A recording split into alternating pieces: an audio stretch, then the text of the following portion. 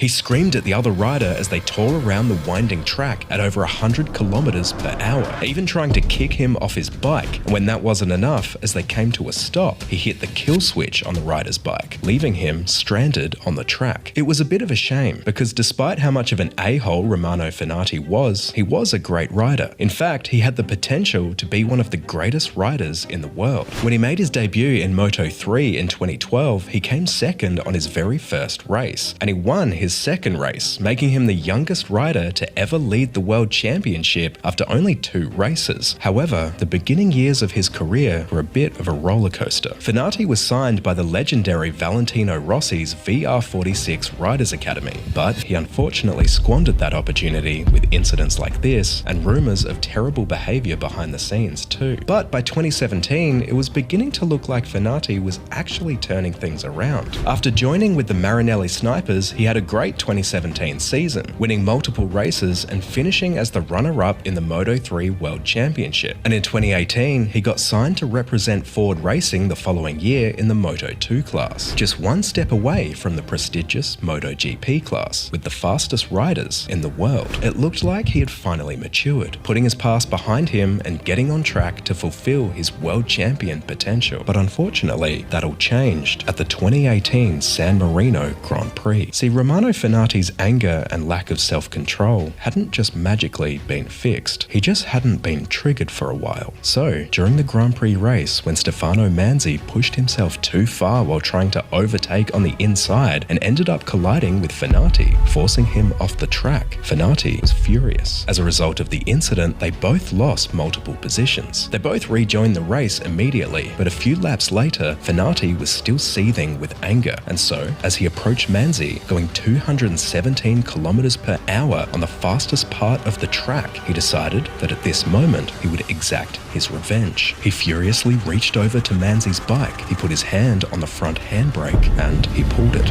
In this moment, which would later be reported to Italian prosecutors as a potential attempted murder, Romano Fenati had clearly let his anger get the better of him. Manzi's front wheel locked up and his bike wobbled, but thankfully he was able to drive away unharmed. It was one of the most dangerous and idiotic acts in moto racing history, and he couldn't have done it to a worse person. See, Stefano Manzi wasn't just any other rider, he was also set to be Fenati's teammate the following year at Ford